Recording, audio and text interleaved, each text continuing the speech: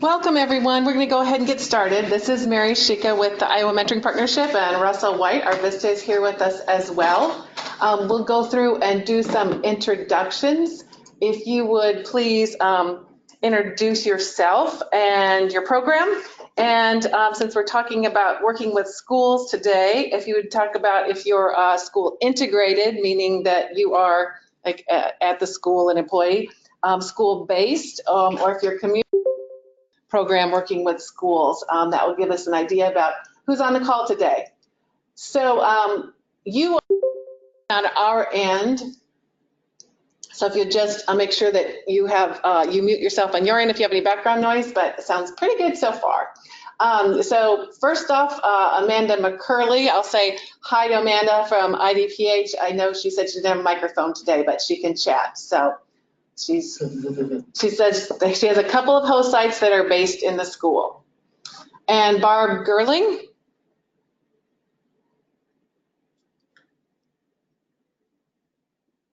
Barb, do you have a microphone?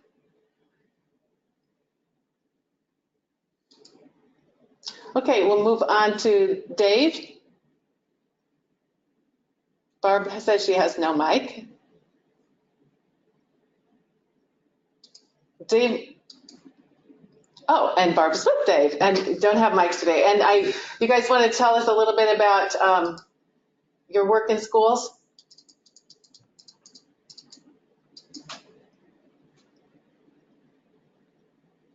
I know you're in several school districts, I believe. Devona. Yeah, can you hear me? Yes, please speak up just a little bit, but I'm glad to hear someone's voice, someone with a mic. Yeah, I'm with the Glenwood Community School District. And you're in the schools, a school employee, right, Devona? Yes. Okay.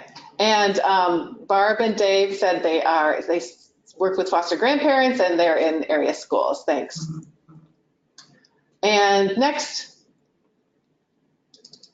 Erin Wimmer. Yes, hi, can you hear me? Yes, Erin. Wonderful. My name's Erin Wimmer, and actually Kim and I both work for YSS in Ames, Iowa, and we are a school-based mentoring program. So that means we work for YSS, but we work in our individual school districts. Thanks, Erin. Felicia. Oh, hi. Hi, Felicia. With YSS Mentoring. Just what Erin said, right? Exactly. Yes. Hi, Jay's up next. Yeah, Jay Wright. I work for Teammates Mentoring. We're Teammates Mentoring is a school-based mentoring program. We're about 19 schools in Iowa right now, so I'm kind of in charge of all those schools and going out and making sure they get support whatever they need. So we are school-based, and our mentoring does take place in the schools. Thanks, Jay. Kim? Hi, Mary. Can you guys hear me? Yes, thanks. Okay, great. Our program routed through the school. It's completely private, but our advisory board chose to be school employee by virtue of just a contract so that I could work with school personnel. Great, thanks, Kim. Kristen. Hello, I'm Kristen Langel with Big Brothers Big Sisters of Siouxland, and we have a partnership with our schools where we go into the schools over the lunch hour and matches me, and then we also have an after-school site-based program with a community partner here in Sioux City, Iowa. Thanks, Kristen. Val? Oh, Val, I'm sorry. I'll unmute you. There you go.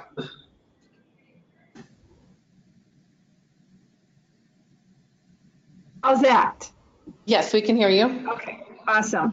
I'm Val Maximovich with the Independence Community Schools, and I'm a school-based program serving the 3 buildings in the Independence School District. Thank you. We had a couple other people join us. Katie Bauska. Hello, I am from Big Brothers Big Sisters of Northeast Iowa. We have a school-based program here in Black Hawk County and all of our surrounding county and service areas. We're also starting up a workplace mentoring utilizing our school contacts there. Great, thanks. And Christine Russell. Yes, I have with me also Anna Sundstrom. We are from Everybody Wins, Iowa, reading mentoring programs. And we have our offices in Des Moines, but we serve 4 counties surrounding the Des Moines area. Great, thanks, Christine and Anna. Glad you could join us. As you could hear from introductions, just a variety of program models, all working with students in the schools. We know that we have the goal overall, all of us trying to create this culture of mentoring and helping students feel supported in schools, and it's a natural place where these adult-youth relationships happen. So obviously, it's an obvious place for us to be working. I wanted to start with a poll, which is going to pop up about what your goals for your program might be related to working with students. So, are you able to see my poll? Yes. Yay! Okay, and we're answering it. So I'll give you a couple minutes to indicate whether these are goals for your program or not.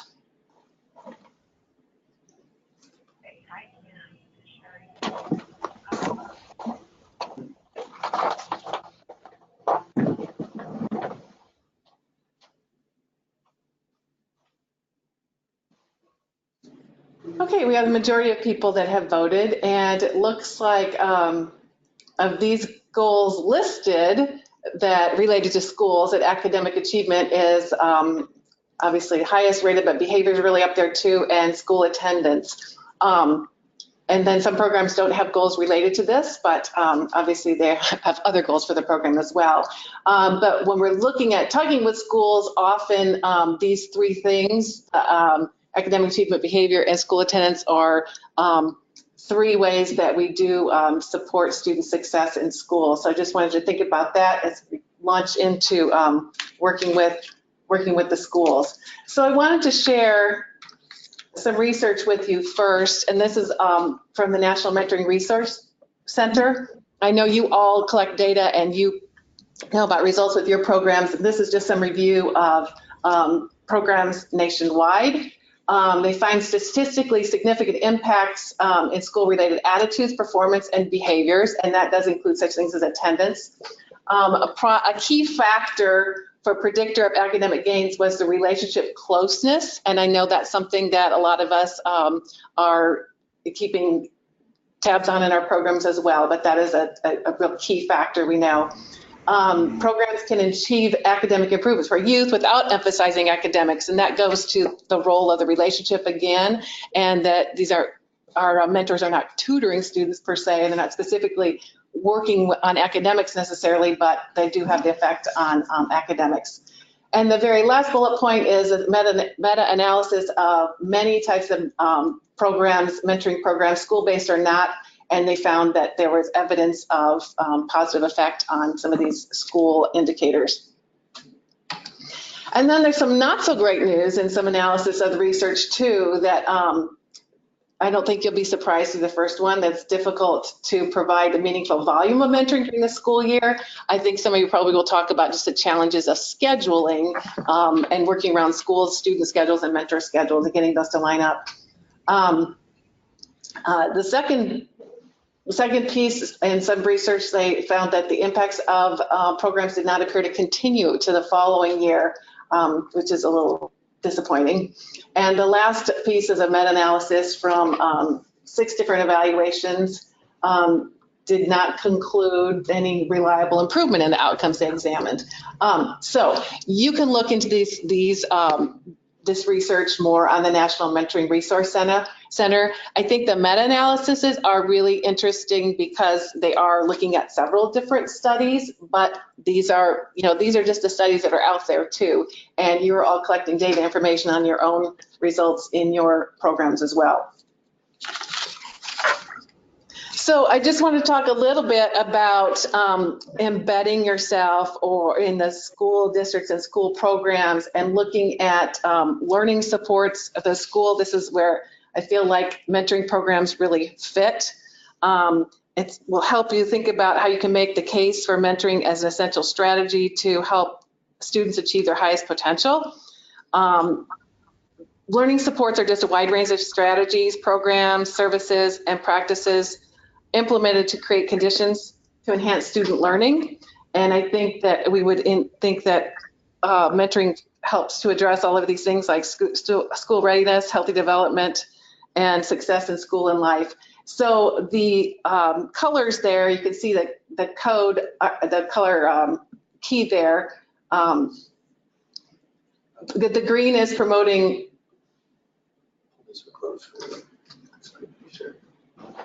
Can you see this slide?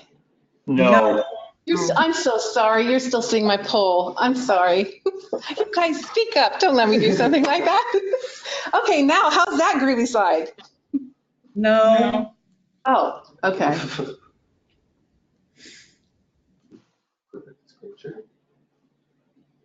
Bear with me here then.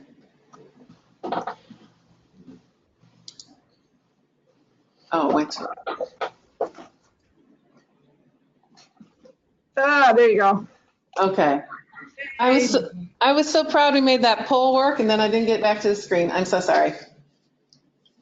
So now you can see the color-coded key, the keys there about the learning supports for all students are the green, the bigger ones, and then the yellow ones are for targeted groups, and then the red would be for more intensive. And this you might hear your schools talk about their interventions with students, and they'll talk about tier 1, 2, and 3, and that's what this is referring to as well. But if you look at all of those points, supports for instruction, community partnerships, safe, healthy, caring learning environments, we know that mentoring has a piece in all of these things too. So we're just trying to look at the goals of your program and thinking about how your goals align with the goals of the school district.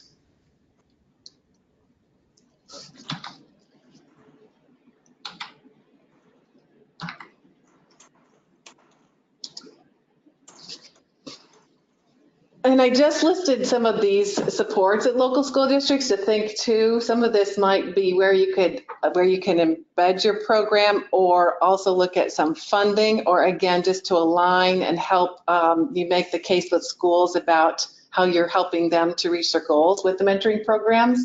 So I won't read them to you, but these are ones I think where mentoring can all fit. You probably hear PBIS too, and obviously again that gets back to the interventions, and mentoring might be one of the supports that is offered through a PBIS program.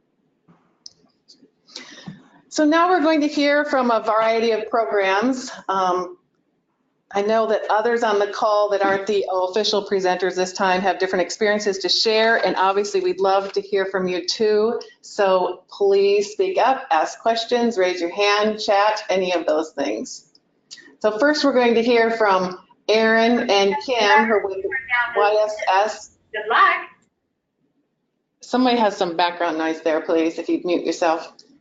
We're going to hear from Erin and Kim, who are with YSS in 2 different school districts, Gilbert and Ballard, and YSS is in a lot of different school districts. So Erin and Kim, we'll turn it over to you, and you can tell us a little bit about your program, please. Hi, I'm Kim Weeks, and I'm with the Ballard Mentoring through YSS. And we have been in the school since 1999 when we started the program. And I facilitate both elementaries, so I have K through 5th grade. And then my name is Erin Wimmer, and I'm in the Gilbert School District. We help kids kindergarten through 8th grade. What else did you want to know from us? Yeah, so if you could just tell us a little bit about how you work with school personnel, who you work with, who you found to be helpful, and then some of your challenges too. You mentioned about their schedules with mentors and the school schedule, and that you provided some resources for the mentors. I don't know if that was for the mentors or for the schools. Yes. Okay. Wonderful. Yeah, we have a whole bunch of thoughts about this. So when we first start working at the very beginning of the school year, what we each have specific things that we do that works for our particular school district. So in terms of contacting the school personnel, I actually attend all of the staff meetings in each school at the beginning of the year. And we have 4 schools, the elementary, the intermediate, the middle, and the high school. So I attend all of them so that I can speak with the teachers directly. I tell them about the program. Of course, most of them have been, teachers for years, so they're familiar with the program, but I still go over kind of why we're there, how we can help the kids, what I would like from them in terms of support, and what they want or need from me in terms of support. So that's how I do it. How about you, Kim? What I do is at the beginning of the school year, I always contact the secretary. I think the secretaries are tons of information, great people. They know what's going on. And I find out, which students have enrolled, their school times, the actual school times, their lunch times, what teachers they have. And then I check to make sure that they have permission slips. Then I contact the mentors regarding if they're going to continue with the match. And then we go from there after receiving permission slips back. Great, and I love just attending each staff meeting and doing that every year. I know that most of you are doing that. It's just we can't make assumptions that even returning teachers and veteran teachers, that they know about our program, and just remind them that you are there for that extra support with students as well. Can you talk a little bit about the resources that you provide? Okay, I contact all of the teachers that have a mentee in their classroom and tell them who the mentor is, how long the relationship has been going, and normally, what day or times that they meet. And I do have also, I give each mentor the school calendar. I also tell the guidance counselor and the principal and the secretaries the mentor and mentee matches. Then in terms of resources for the school as well, we have each teacher needs to fill out a referral form for a particular student if they are going to be a part of the program. So we need a referral form from the teacher, and then we need the permission form from the parent. So we make sure and keep information, we keep the referral forms in, for example, for me, it's in my mailbox at each individual school. And then I also keep the triplicate, the pamphlet that we have in general talking about the mentoring program, so that the teachers can look at it themselves, can give it to the parents, and any other administration as necessary, so that they have that information at their fingertips, in addition to knowing my email address and knowing that I'm available and I'm in the schools every single day, so they can stop me as they see me or whatever. Great. And I love just saying, you're in 2 different districts and several buildings, and just the process is different, we know, for each school district and each building, and that's what we're going to hear about from all these different programs too, who they work with and how they work with them differently. So thanks so much, Erin and Kim, for sharing. And now we're going to hear from another Kim Leininger from Shenandoah. I had your picture up before. There you are. Here I am. So Kim, you want to tell us a little bit about your programs at Shenandoah, please? Sure. Our main program is called May Mentoring, which stands for Mentoring Affects Youth, and it is one-to-one mentoring, and it's community-based. So most of those mentors will work with their students outside of school time. Our advisory board did want us to be part of the school so that we would have access to working with teachers and administrators to help identify students and work with them on an ongoing basis to communicate with mentors and so on and so forth. Probably the most communication I have, however, with the school is through our Links to Links e-mentoring program. This got started as an area education program a number of years ago, and it eventually changed hands and came under May Mentoring for the Shenandoah School District. And we mainly use the school for this because we decided we wanted for this particular e-mentoring program where the mentors do send email messages through the secure server with the Iowa Mentoring Partnership once a week, but we decided we wanted to address all of our ninth grade students.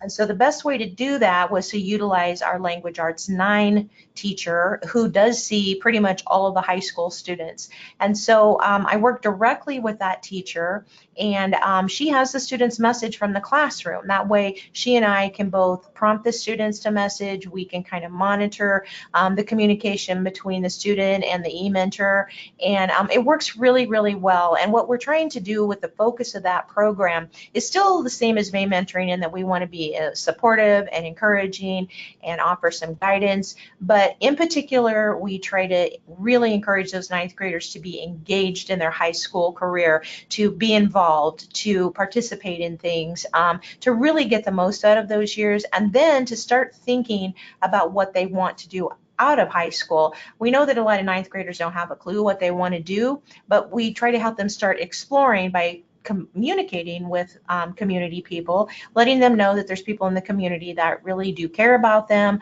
want to be involved in their lives. So it's just another venue for mentoring that's a little bit different than our basic May program, but we definitely utilize the school for this process. And Kim, can you talk a little bit about getting the buy-in from the district and how this fits with goals for the district to do the career e-mentoring? You said you're in the language arts classroom, so I don't know if it falls under that or other areas of Yeah, district. it pretty much does. We have had, through all of our mentoring programs, really good cooperation with the school. And by that, I mean very good communication, a lot of just ability to work with the teachers and the students.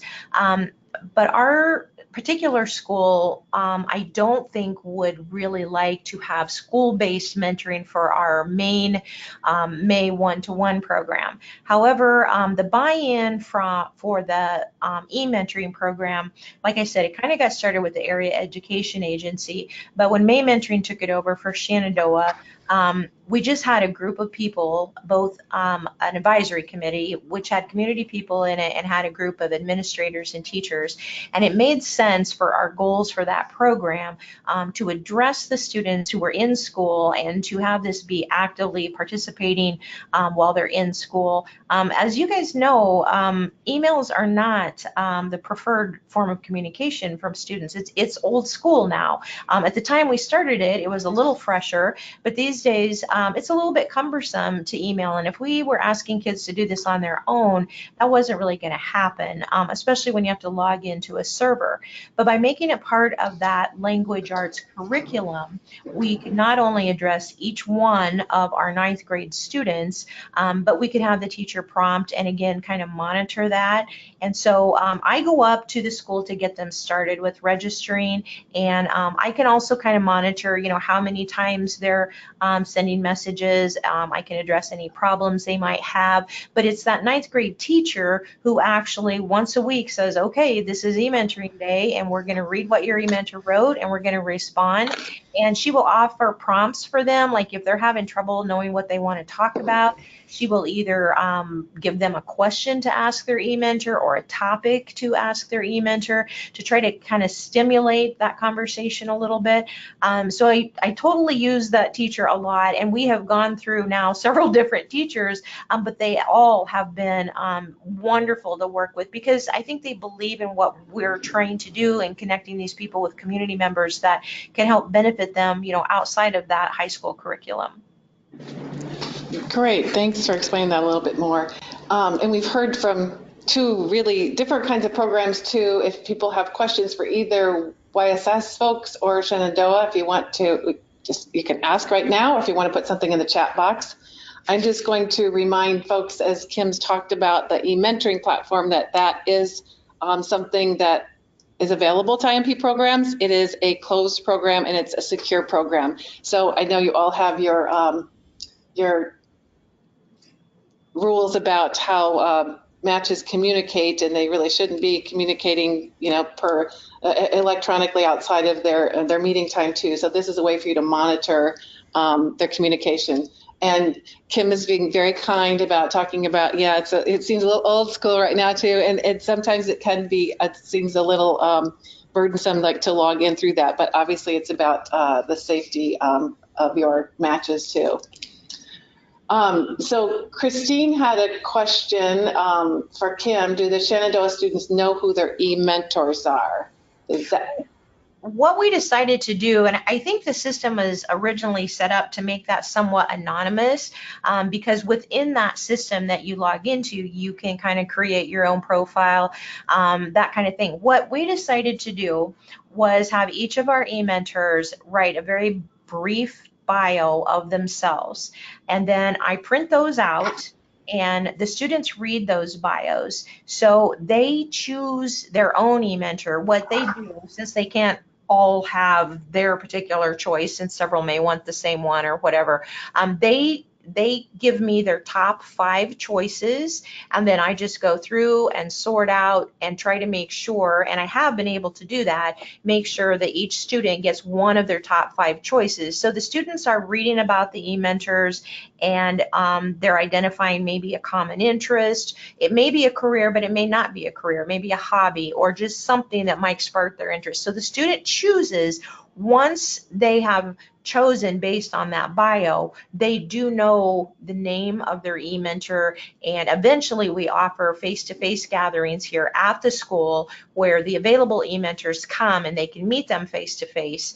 Some don't get that opportunity because there are some e-mentors whose work schedule does not allow them to do that. So they choose based on the bios that they get to read, but then they are given the name of that person and eventually get the opportunity to see them face to face. If they can't attend those, we do offer some alternative ideas like a Skype or a one-to-one visit to that person's place of business, because as part of our Links to Links e-mentoring program, in addition to the messaging and in addition to the face-to-face opportunities, we also take about monthly business tours where we take the students out to businesses. So sometimes those e-mentors may be at a business that we take the students to. Great, thanks. And another e-mentoring question, is it mostly for career or is it to develop a relationship with an adult? Address that a little bit. It is both. When I present the whole program to the students at the very beginning of the year, I tell them that this is like any other mentoring relationship, that we have some goals of the program, but each student can use this to the situation that they need. We do say that if you have an interest in a career, we'd love to match you with a person in that career. However, I also pose to the students that if they just simply need a neutral person in their lives to vent to, they can use that in that regard. So while it's directed a little bit to careers, I really want the students to feel open to utilizing this relationship with a community person in whatever way is really going to be the most beneficial to them. Okay. And Jay, I also appreciate your comment that you like the idea of e-mentoring to learn email because it's needed in the business world. And we do think that texting and all kinds of other social media is preferred method of communication for youth today. So that's a great point. The e-mentoring program has been utilized. This really isn't an e-mentoring webinar, but I'll just point this out to the mentoring platform has been utilized for matches to sometimes when perhaps it's a college mentor that's overseas for a semester or something like that. So short term to be able to continue to communicate with their match too. So just keep that in mind. If you'd like to know anything more about the mentoring platform, feel free to reach out to me. Yes. Mary? I'm just briefly, I don't want to hog this, but I would mention too that sometimes our May mentoring matches, our one-to-one matches, start in elementary school, and sometimes it's a really nice progression for those same matches, those same adults and students to be connected through e-mentoring, because as those students get into high school, they may not want to hang out face-to-face with an adult anymore, but they can then stay connected to e-mentoring. So we've had a lot of times our May mentoring matches progress into the e-mentoring mentoring. They still might see each other once in a while because they have had that May mentoring relationship, and they have kind of signed off on the face-to-face ability, but they use the e-mentoring platform to stay in constant communication. So it's kind of a progression that works really well. Thanks for making that point, because that is a challenge for a lot of programs, just as the relationship develops, especially as the youth get to be in middle school and high school, as you said. Right. So if there aren't any other questions or comments right now, we'll move on to Jay Wright. And I asked Jay to share a little bit about his role as a former school administrator as well. We've mentioned a lot of school personnel we work with to help make our program successful, including teachers, the all-important school secretaries, counselors. Jay, no one mentioned school administrators, but perhaps you can offer your view about working with mentoring programs from that lens, as well as from your lens as a program coordinator. Yeah, I think you're spot on. I mean, I got into teammates. I was a dean of students at Michigan High School in Sioux City, and teammates had got on the teammates board. It was a graduate of Heelan, tried to get up there. So our director of development called me one day, and he's like, "Hey, we got these people coming from this teammates." He's like, "Do we even need anything like this?" And as an administrator, I was like, "Oh my gosh, we absolutely need something like that."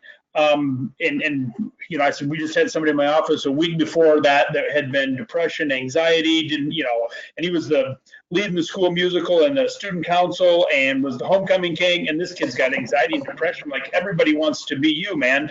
But I was like, yes, we absolutely needed something like that. So you start talking, what do administrators, how do you deal with them? How do you get them to buy into this type of stuff?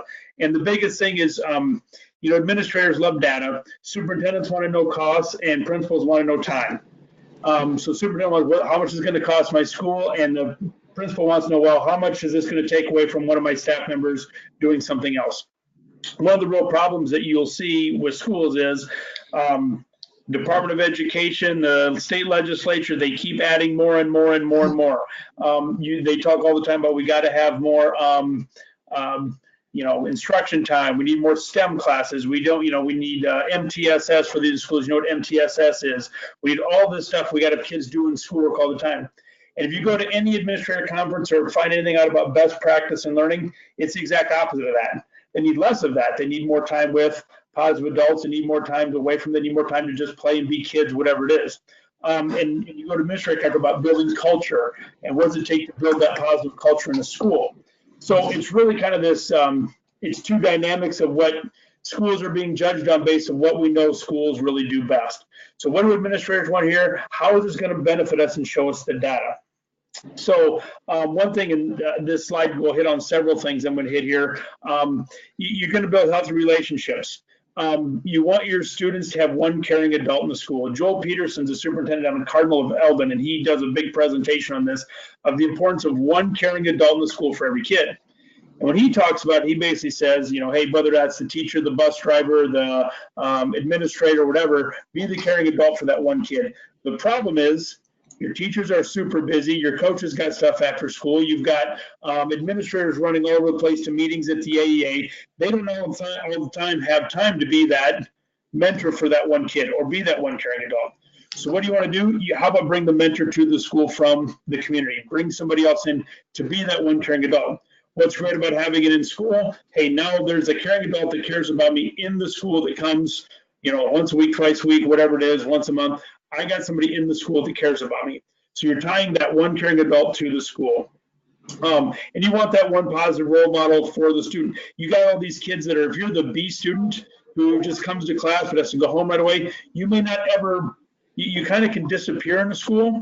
You may not have that teacher that ends up taking the time that they need with you, or the coach that you have, because you got to go home after school and babysit your brothers and sisters. So you want that positive adult role model for the students in the school. It can help teach students how to interact with adults in a positive, pro-social way. The big thing, and somebody hit on it earlier, we're talking about email and how students respond. It has been incredible to me over the years how I can't get kids to come and ask me anymore for a letter of recommendation. Their parents will email me and ask. The student will text me and ask. And my answer is always, I will write you a letter of recommendation, but you have to come and visit me in my office and talk to me and ask me in person.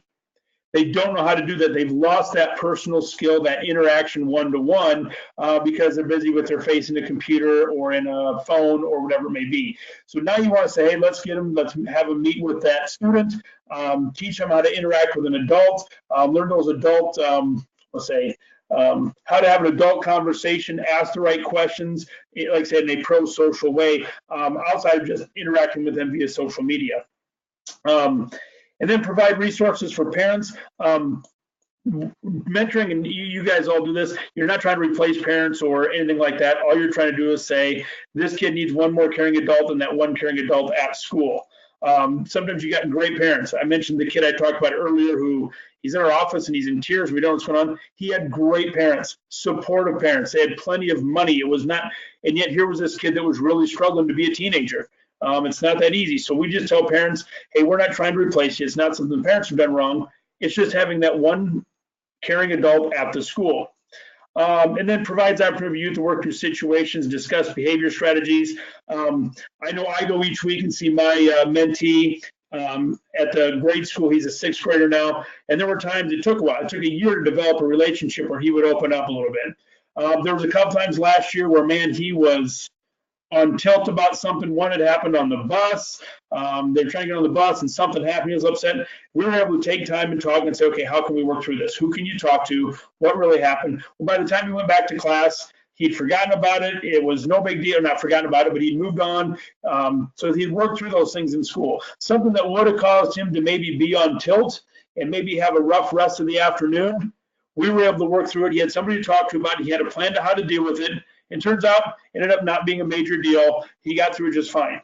But by having somebody to talk to, it saved having an issue in the classroom later on where he would have been upset with another student, would have gotten kicked out of class. Instead, we were able to deal with it and move on. So there's a benefit to the district that way. And then the one other big benefit to the district that we have is, we talk all the time about if you have mentors in your building, they're going to see the great, wonderful, awesome things going on in your school.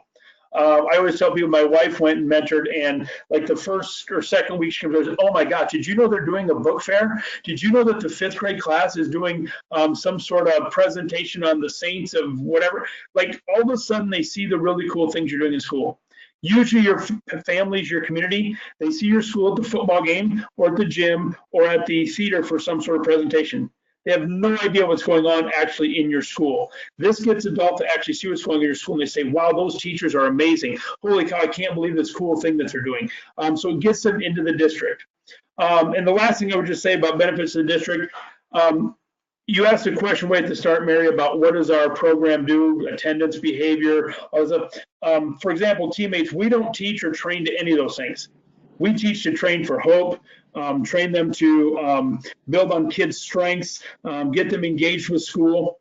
The byproduct of that is better attendance, better behavior, better grades. So we keep statistics on some of that. We will show that to school districts, but we tell them that's not what we're teaching to. That's a byproduct of what our program is. The benefit to your district is a culture of mentoring, students with a positive adult, somebody they can deal with their problems with, and then the fact that you've got community members in your school.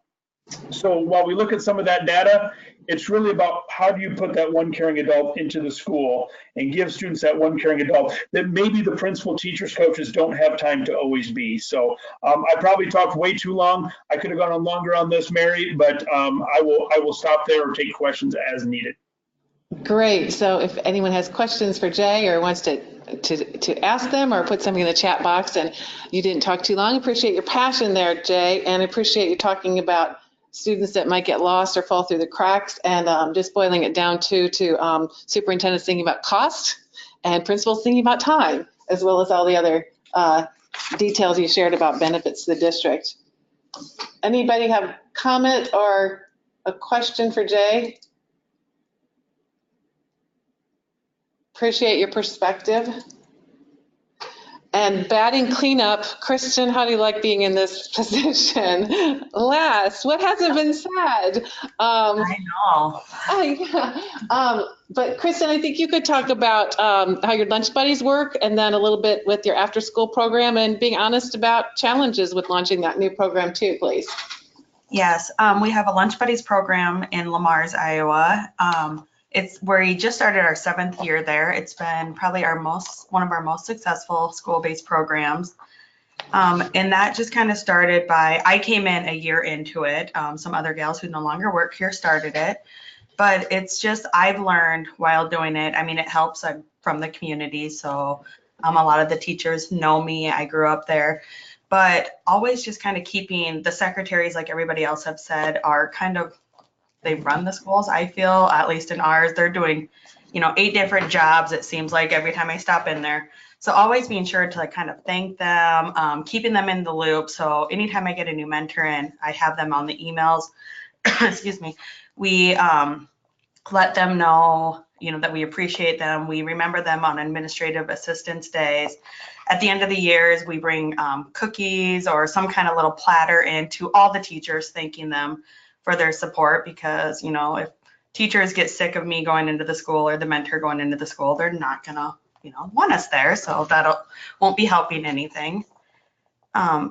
And then our lunch buddies, they do meet during the lunchtime. So that's kind of easier. They're not taken away from academic time.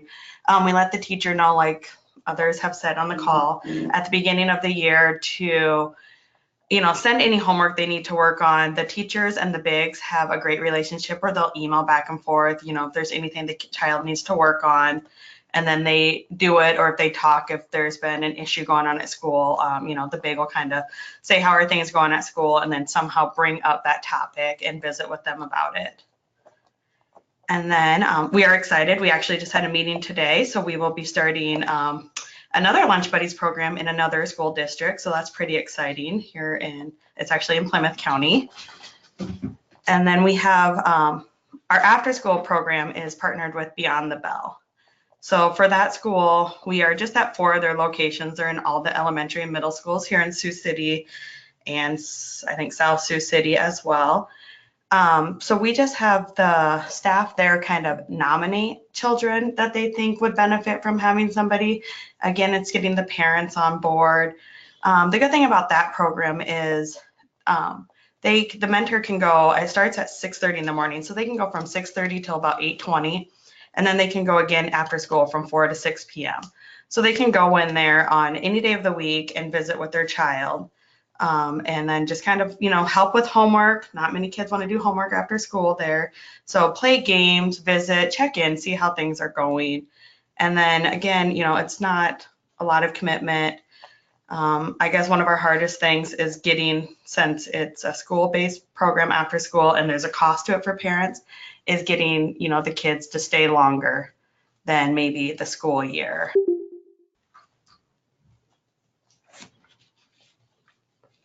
Thanks, Kristen. That's exciting, launching the new Lunch Buddy program. And just the after school program, a lot of schools have that, and that's another captive audience and a place where we might be pulling kids out of academics as well too. So that's another opportunity, looking at a place to work with schools. Thanks so much for everybody for sharing about their programs. If you have any comments, feel free to speak up or put something in the chat box. Again, anything for any of our speakers, or just if there's anything you want to share about your program, please do.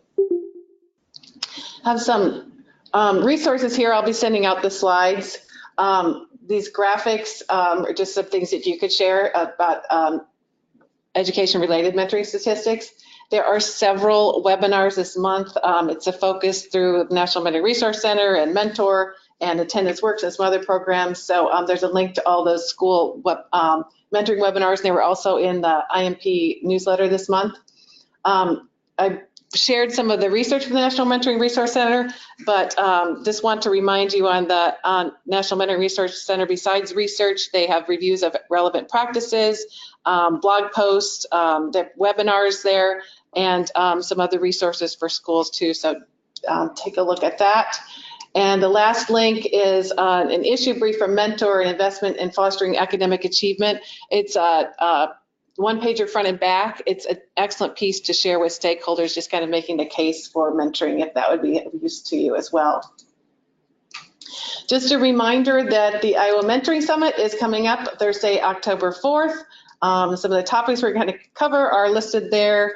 Just really want to highlight that we're going to have the researcher for Mentor that did the latest survey with adults across the country to get their views on mentoring, as well as some other leaders in the state around youth mental health and digital literacy, and some time to work on some of the programmatic things people are always interested in, as far as the match support and ongoing mentor training and just getting our logic model down on paper. So those will actually be work sessions. These are topics and things that have come out of your quarterly reports and requests for peer share, and some of them made sense to address in this forum. So reminder that there is no cost for any of your staff from IMP programs, and just make sure you register by September 25th, and that's here in Des Moines. So really don't want you to miss out on that opportunity to network and really to make time for professional development for you.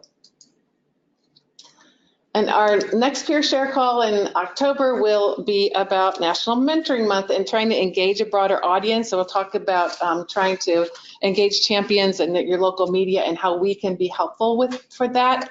And it's not too soon to start planning for that. I don't see any other comments in the chat box. Does anybody else have question about anything that we talked about or comments?